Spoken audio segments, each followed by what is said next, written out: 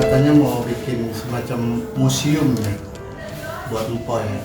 Iya. Almarhum. Iya, kayak di kamar pribadi lah, kayak gitu. Satu kamar kita bikinin buat barang-barangnya empok.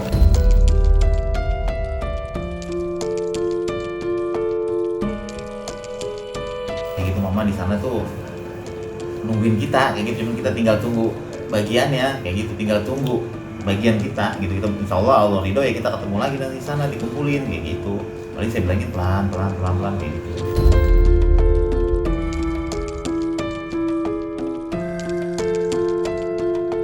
Itu sakit, dia langsung buka tuh wignya. Mohon maaf ya, gue harus jujur karena memang udah ada berita juga kan kalau Mpo lagi sakit cancer. Dia buka tuh wignya, kepalanya botak. Gue kaget, ya Allah kok kenapa kok?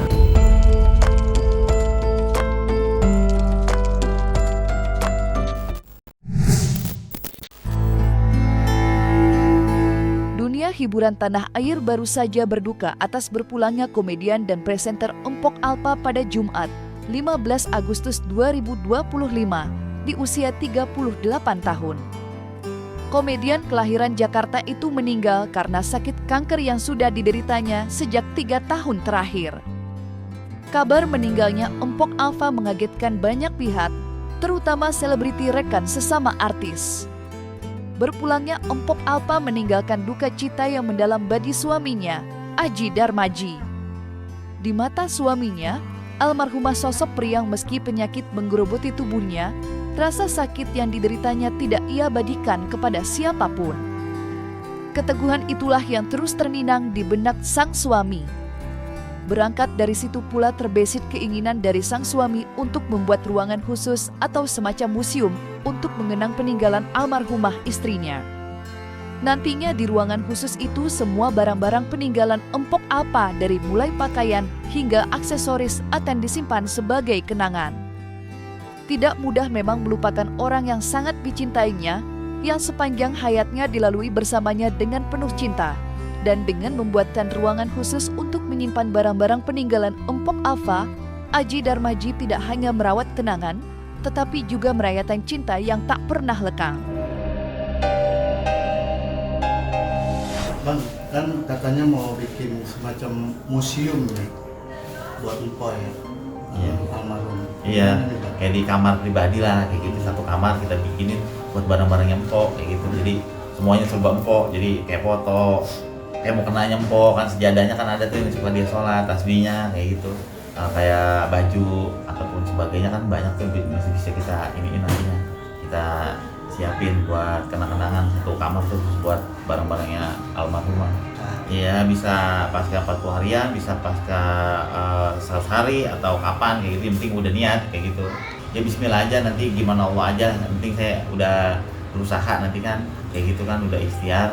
Kayak nanti gimana ke depannya aja kayak gitu.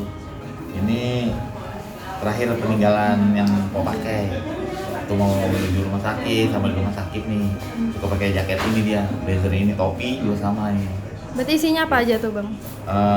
Jaket, tasbih yang dia hari-harinya tuh saya suruh zikir aja di rumah sakit gitu kan, untuk karena rasa sakit zikir aja, udah zikir masih ada gitu. Tasbih yang 33 gitu, sama topi, sama ini yang dia tutup dia sholat gitu. Jadi saya buat kayak model kayak ini yang tuh itu kayak kerudung tuh, cuma mau nutupin ini aja nih kayak gitu. Kan masih suka saya ajak sholat waktu di rumah sakit juga. Bilang mah kalau nggak kuat gerakan tangan, gerakan kaki, isyarat aja ya, isyarat mata, emang gitu. Ruku misalnya ruku kayak gitu, isyarat mata aja. Masih tetap saya bimbing sholat. Berarti itu nanti setelah 7 harian akan disimpan di kamar Bang atau gimana?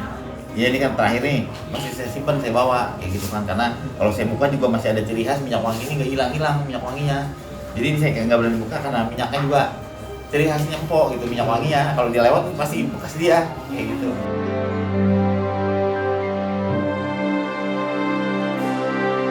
Empok Alpa meninggal dunia di usia yang masih muda. Tidak hanya suami yang ditinggalkan, tetapi juga sang buah hati kembarnya yang masih berumur setahun. Berpulangnya Empok Alpa menyentuh hati rekan sejawatnya, tidak terkecuali pengusaha John LBF yang mengaku hatinya terketuk atas berpulang Empok Alpa yang sudah dianggapnya keluarga sendiri. Ditemani kuasa hukumnya, John LBF memberikan santunan dan beasiswa senilai 300 juta untuk biaya pendidikan anak-anak Empok Alpa.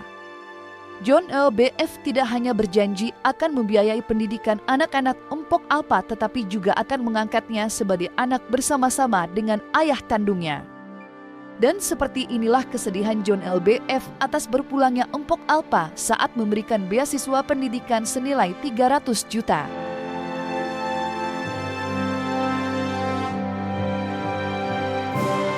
Hari ini saya datang lagi ke kediaman almarhumah Bu Alpa. Pasti ada beberapa misi yang akan saya laksanakan hari ini terkait kontribusi beasiswa dari perusahaan saya.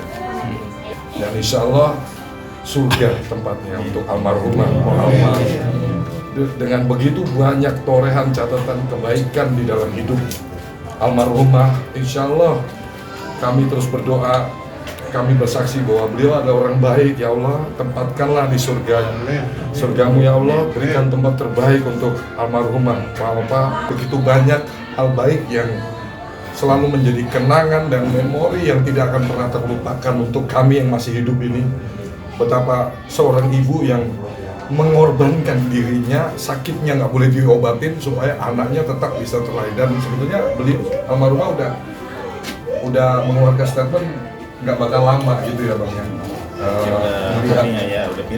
Udah feeling gitu. Kami ingin memberikan santunan beasiswa Bang, selama 5 tahun Bang, untuk adik Fatih. Totalnya kami ikhlas Bang, dari bisnis yang kami jalankan, kami anggarkan total sebesar 300 juta rupiah Bang, untuk kita kontribusikan untuk biaya pendidikan dari adik Fatih. Di sini juga saya sengaja bawa tim dari hukum saya juga, ada Pak Subadian Muka sarjana hukum, ada Pak Sten juga sarjana hukum, untuk nantinya selanjutnya adalah secara statement saya sudah sampaikan, nanti secara formilnya, secara tertulisnya akan dibuat sebenarnya untuk pegangan landasan Abang untuk proses pencairan dananya. Karena saya orangnya yang enakan. Kalau saya prinsip gini, dikasih kita ambil, dikasih jangan pernah minta. Karena Nabi mengajarkan untuk selalu memberi, lebih mulia ketimbang menerima. Berhubung saya juga nggak maksa mintanya, Bang John orang baik dan mereka juga orang baik, kita dikasih apa boleh buat, kita tolak rezeki dari Allah melalui Bang John dan Pak Sabar.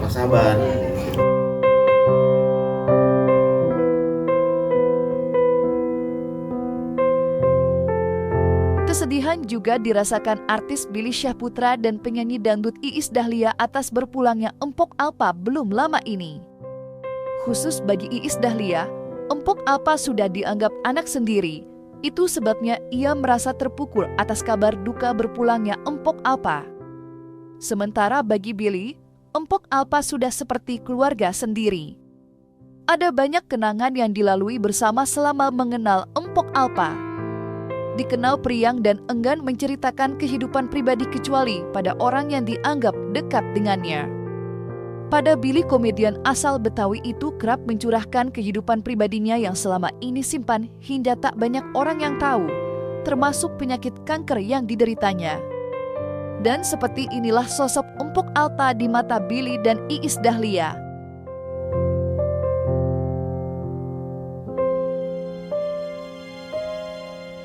Kalau aku sih, kalau ngobrol berdua, aku sering marahin dia. Karena mama dianggap sebagai orang tuanya. Ya, Ma, ya? Iya, karena dia tuh kayak dibohongin orang mulu gitu loh. Aku bilang gini, Bu, ya kalau datang cerita itu sebelum, jangan setelah. Kalau setelah tuh udah terjadi kan. Kalau sebelum kan maksudnya, Ma, aku mau usaha nih, aku begini. Kayak dia tuh kadang-kadang suka ada sotonya nih anak ya kan. Karena ngerasa mungkin dia punya uang, pengen usaha gitu ya. Tapi kan aku bilang harusnya sebelum usaha itu kamu tanya, Ma ini begini, sebelum berobat, Ma ini begini. Kadang-kadang dia tuh mungkin dia pikirkan kita sibuk ya, jadi dia nggak mau ngerepotin. Tapi terus akhirnya ya cerita juga setelah semuanya tuh udah kejadian gitu. Itu apa cerita dari pertama dia masuk di entertain pun udah deket dia langsung main ke rumah gua, ngobrol sampai jam 2 pagi, jam 3 pagi. Nah kemudian pas terakhir beberapa bulan yang lalu, pertama kali gue tahu tuh kalau dia tuh sakit, dia langsung buka tuh wignya. Mohon maaf ya, gue harus jujur karena memang udah ada berita juga kan kalau Mpo lagi sakit cancer. Dia buka tuh wignya, kepalanya botak. Gue kaget, ya Allah, Po kenapa Po? Iya Bang Billy, yang tahu Bang Billy sama A Irfan sama Arafi, dia bilang seperti itu. Kemudian gue bilang, sakit apa Po? Cancer, abis di kemo Bang Billy. Ya Allah, ya udah Po, pokoknya sehat-sehat ya, doain aja Bang Billy, udah doain. Kemudian sampai akhirnya ya udah kita syuting biasa aja, kayak nggak ngerasa sakit aja sih kalau gue lihat. Kalian bisa menilai seseorang tulus atau enggaknya, baik atau enggaknya dari penilaian diri kalian sendiri gitu loh. Gue ngerasa kalau Mpo ini orang yang nggak cuma sama gue, dia sama orang dari kalangan apapun dia masuk, dia friendly, dia baik, dia periang, rame. Gue suka dari Po itu aja sih. Ketika gue sama Mpo tuh kayak nggak ada kekosongan, kayak ceria aja gitu. Kita ngobrol, bercanda, apalagi orang Betawi, dia apa-apa cerita sama gue. Mau nggak mau kan kalau dicerita sama gue tipe orang tuh nggak pernah mau cerita apapun tentang kehidupan gue. Ya paling kalau misalkan di TV ya ini mah entertainment gitu loh. Ya gue harus diceritakan gitu. Tapi kalau secara pribadi pure, gue tuh tipe orang yang diem gitu loh, nggak pernah mau cerita terlalu dalam banget. Nah kalau mampu tuh kayak kadang gue cerita gitu sama Mpo, nyambung, kasih masukan satu sama lain. Kemudian itu yang membuat gue tuh sampai akhirnya ngerasa kehilangan ketika Mpo udah ninggalin kita semua sih. Di malam tuh kayak dia kayak udah ngerasa kayak feeling kayaknya dia tuh kalau udah gimana, dia bilang dia kan suaranya udah nggak ada, pengen nyopot kutek. Terus akhirnya temen aku bilang, dia pengen nyopot kutek, ada yang ini. Terus aku bilang ada, tapi kalau malam-malam kayak gini ya. Terus akhirnya ada tukang kuteknya temen aku, katanya akhirnya dikirim tuh ke situ. Ya udah dicopotin kuteknya karena kan dia terakhir tuh kukunya itu biru bekas kemo. Jadi dia nggak mau tuh kelihatan di TV biru-biru. Jadi dia bulu-bulunya semua rontok, kayak bulu mata juga di ini. Jadi semua tuh dilepasin malam itu tuh dilepasin malam Jumat tuh dilepasin. Sampai dia pergi ya udah bersih kondisi badannya udah nggak ada hal-hal yang nempel. Bang Billy emang udah kayak saudara ya. Kita sering begadang bareng, kumpul, nongkrong, ngobrol sampai pagi kayak gitu kan. Mpo kan Bang Billy udah kayak Mpo sendiri kayak gitu. Mpo alhamdulillah Mpo dalam keadaan Mpo udah nggak ada tuh berkahnya luar biasa Mpo gitu. Banyak yang nganterin apaan aja, terkadang ada yang ngirim sesuatu bilang dari hamba Allah, itu nggak tahu siapa kayak gitu, kayak berupa makanan, buah dan lain-lainnya tuh dibilang dari hamba Allah gitu.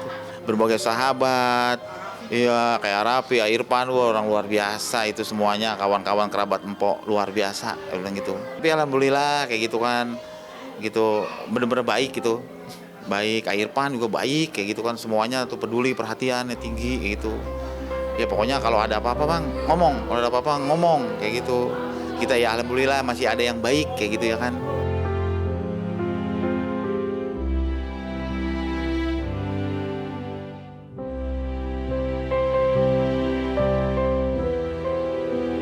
Jangan lupa untuk like, subscribe, dan juga share channel YouTube Cumi Cumi.